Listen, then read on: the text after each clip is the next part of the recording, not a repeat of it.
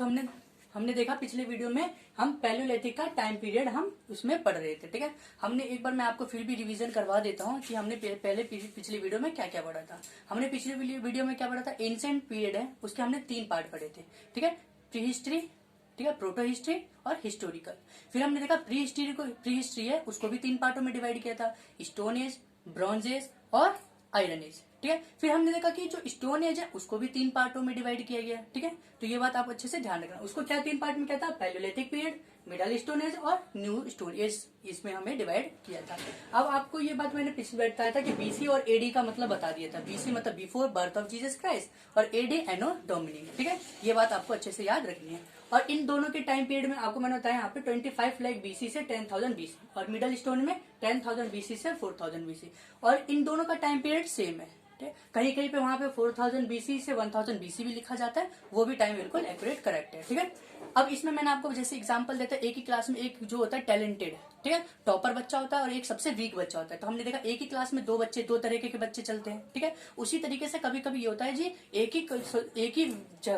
ही जगह एक ही देश, जैसा हमारा भारत देश है, यहाँ पे 2 टाइप्स के भी व्यक्ति होते हैं, सरवाइव करते हैं। ठीक है, ये एक अपनी लाइफ स्टाइल को बेटर बनाता है और एक अपनी लाइफ स्टाइल को उसी लाइफ से जीता है जैसे वो जी रहा है। ठीक है, तो इसीलिए यहाँ पे कुछ व्यक्ति ऐसे थे जो अपनी लाइफ को बेटर बना रहे थे और कुछ अपनी उसी लाइफ स्टाइल से अपनी जीवन जो है अपनी लाइफ को कंटिन्यू कर रहे थे। ठीक है, तो टाइम पीरियड इसमें कंफ्यूज मत होना।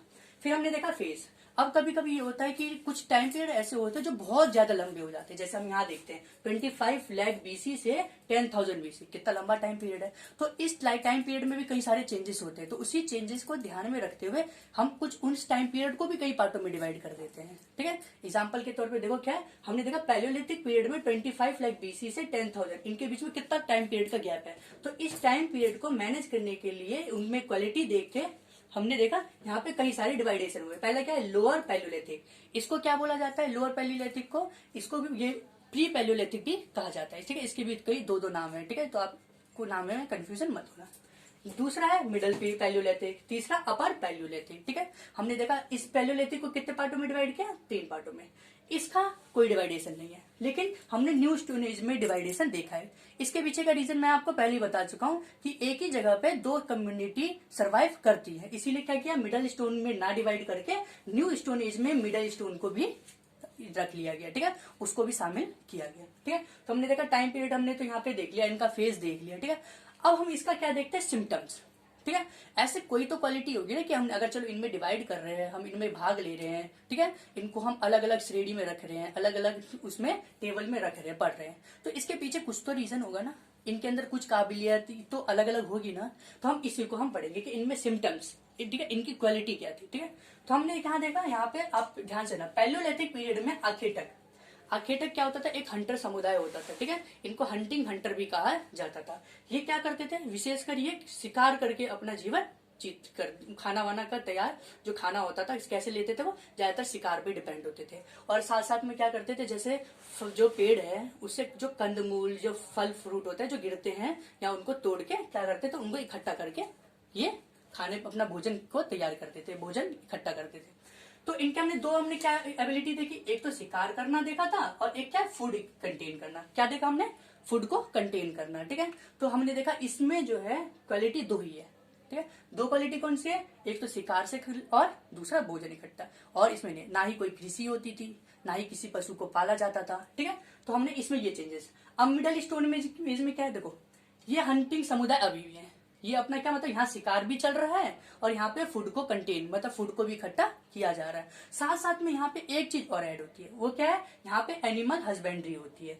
एनिमल हस्बेंड्री का मतलब क्या, उसको हिंदी में कहते हैं पशुपालन। ठीक है, यहाँ पे पशुपालन की शुरुआत हो गई। किसकी शुरुआत हो गई, पशुपालन की। अब यहाँ पे क्या अच्छे तरीके प्रॉपर तरीके से तो नहीं हुई, लेकिन हाँ शुरुआत कर दी गई। अब इसमें पहला आप क्वेश्चन आता है कि पहला पशु कौन था जिसको पाला गया, तो सबसे पहला पशु था कुत्ता, मतलब डॉग। कौन था, डॉग। अब डॉग किस तरीके से यूजफुल होता था, अब आप सब जानते हो। ठीक है, डॉग के हमारे लिए क्या इंपॉर्टेंट होता है, उस पुराने टाइम पे क्या, वो शिकार में भी हेल्पफुल होता था। ठीक है, किसमें हेल्पफुल होता था, शिकार करने में। और दूसरा क्या, सेफ्टी पर्पज से भी वो बहुत ज्यादा हेल्पफुल होता था कि मुसीबत के वक्त वो अपने मालिक जो है उसको सचेत कर देता था। ठीक है, तो पहला क्या था, एनिमल डॉग था। ठीक है, तो हमने देखा इस पीरियड में क्या हुआ, इस पीरियड में एनिमल हस्बेंड्री स्टार्ट हो गई। नेक्स्ट में चलते हैं न्यू स्टोन एज में, ठीक है। यहाँ पे आपको समझना है, ठीक है, अच्छे से। यहाँ पे क्या है, यहाँ पे एग्रीकल्चर क्या है, खेती जो होती है, जो कृषि होती है उसका आरंभ हो गया था। किसकी बिगनिंग हुई थी, खेती की, ठीक है। और यहाँ पे जो एनिमल हस्बेंड्री है, ठीक है, जो पशुपालन है वो प्रॉपर तरीके से यहाँ पे स्टार्ट हुआ, ठीक है। यहाँ पे किस प्रॉपर तरीके से स्टार्ट हुआ, जैसे हम सीप देख लेते हैं, काव देख लेते हैं, बफेलो एक्सेट्रा एक्सेट्रा, ठीक है। इन सबको अच्छे से नियमित तौर पर पालना स्टार्ट किया गया था, ठीक है। तो हमने देख लिया इनका सिम्टम्स कैसे अलग अलग होते हैं, ठीक है। नेक्स्ट आ जाता है हमारे टूल्स। अब टूल्स में आपको देखो, खुद आपको भी पता है टूल्स में वहाँ क्या है, हम पढ़ क्या रहे, स्टोन एज। तो मतलब क्या है, स्टोन एज पढ़ रहे हैं तो मतलब यहाँ पत्थर ही ज्यादा इस्तेमाल होते हैं, ठीक है। तो हमने क्या देखेंगे, इनके हथियार भी ज्यादातर किस चीज से, या तो लकड़ी से बने होंगे या तो पत्थर से ही बने होंगे, है ना। तो अब इसमें समझ लेना, पैलियोलिथिक पीरियड में मान लीजिए बड़े बड़े पत्थर, मिडल स्टोरेज में छोटे छोटे पत्थर, और उसके आगे में जो भाले जो होते थे, नोकीले जो तरीके के, उनके यूज किए जाते थे। तो जो बड़े पत्थर होते थे उनको क्या बोला जाता था, क्वर्टिजाइट, सल एक्सेट्रा, ठीक है। वो एक बहुत बड़े, आपने कई सारे पिक्चर्स में भी देखोगे कि गधे जैसा एक तरीके का हथियार होता था, वो किसी चीज पीरियड में यूज होता था, पैलियोलिथिक पीरियड में यूज होता था।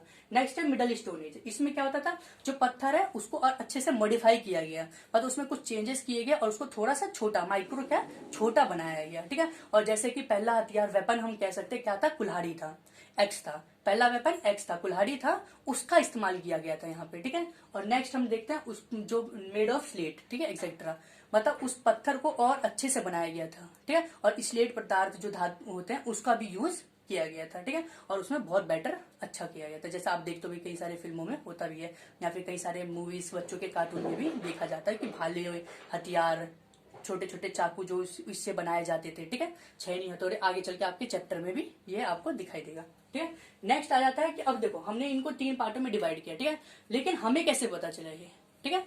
जैसे कि हमने बोला कि चलो इसमें ये शिकार करके खाते थे, यहाँ पे वो खेती करते थे, यहाँ पे कुत्तों को जो होते डॉग होते थे उनको पाला जाता था। ये हमें कैसे पता चला, तो हमें किसे, मैंने आपको क्या पढ़ाया था, प्री हिस्टोरिक क्या टाइम पीरियड है, ये एक ऐसा टाइम पीरियड है जहाँ पे हमें रिटर्न साक्ष्य नहीं है, हमारे पास कोई भी रिटर्न एविडेंस नहीं है। हम किस पे डिपेंड है, आर्कियोलॉजी पे डिपेंड है। आर्कियोलॉजी क्या होता है कि खुदाई करके उसका खोदा जाता था, उसको देखा जाता था और अच्छे से उसी पे डिपेंड होते हैं, ठीक है।